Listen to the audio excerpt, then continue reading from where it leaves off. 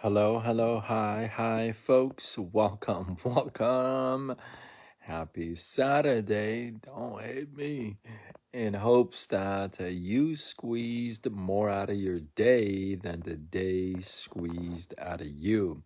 Welcome, welcome. Good to see you. I know it's super late or super early, depending on where you are. It's 2:30 a.m. here in California. So it is a little bit later, but and I'm sitting on the couch. I haven't done a live on the couch for a while, but it's gonna be quick. I'm exhausted. I'm gonna hit the shark. So I titled this the number one way you could set yourself up for disappointment. And there are a lot of ways one can get disappointed. All right, there's a lot of ways. You may have three, four, five, six different ways that you can list and say these, boom, but I really believe one of the most, like the number one, right? One of the most, one of the most, one of the most common causes of setting yourself up for disappointment is you having expectations. I think having expectations it doesn't matter how much expectation and from whom, right? It could be this little much from your significant other, if you would. It doesn't matter how much and it doesn't matter from who. If you're having expectations, the chances of you um, getting disappointed are much higher. Now, I didn't say you're going to be disappointed 100% of times. No, but the chances of you being disappointed every time, if you have expectations 10 times out of 10 times, that for you the chances are higher for you to be disappointed, because expectations are something that are so subjective, right? And and it really comes down to your viewpoints as well. So you see it one way, the other person sees it a whole different way, and now you're kind of in disagreement, right? Already, right? So it's subjective, it's personal, right? And when you have those, it's just it's a ground floor opportunity for disappointment. It is. So now it's not easy to get rid of all these expectations, right? Because we have expectations from our parents, our brothers and sisters and coworkers and employers and spouses and significant others and kids and dogs and bosses and teammates and blah blah blah. We have all these expectations, right? But that doesn't mean they all go, right? That's why you're setting yourself up for disappointment.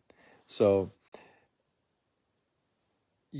it's not easy to get rid of all these expectations, because you have expectations, like I said, from all these, it comes to you from all these angles, right? Everybody you meet, everybody you have in your family and friends. Now, here's the thing. You may see somebody like every day, and your expectations with that person will vary versus the person that you see once a year, right? So that does change. But nonetheless, you got expectations from all these angles, all these different people coming in at you, right? Not easy to kind of just tame them all, right? But if you kind of have a generalized principle for yourself, saying, you know what, oh, I'm gonna throw this blanket out there, and I'm just not gonna have so much expectations, or I'm gonna lower my expectations. You know what that means? Hey, say John. Hey, say John. How are you? Welcome, welcome. Good to see you. I am about to go to bed, and I am about to be done. It's good to see you, man. It's good to see you here. So yeah.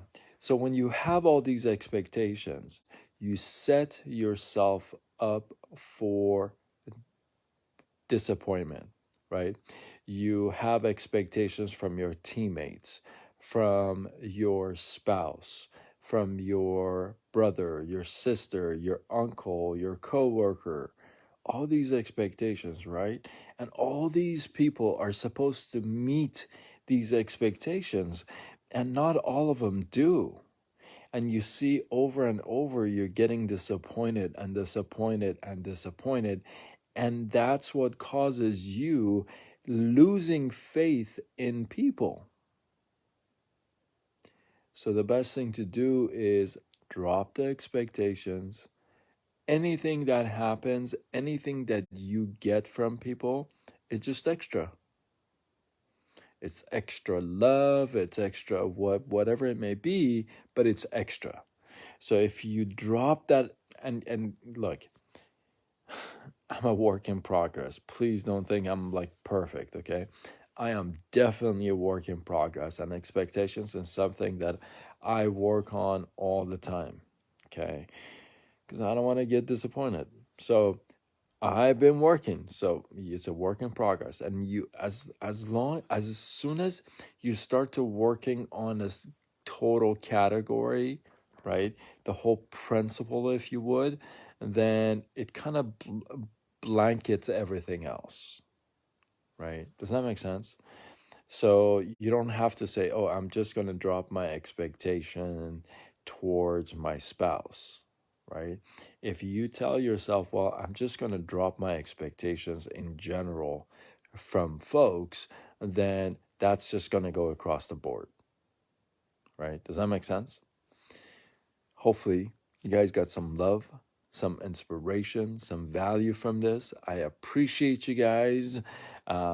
Sorry it's a little late. Sajan, I'm glad you were here. I appreciate you, man.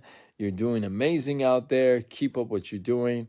And drop your thoughts, your comments, your feedback below. Let this feed grow. I appreciate you guys.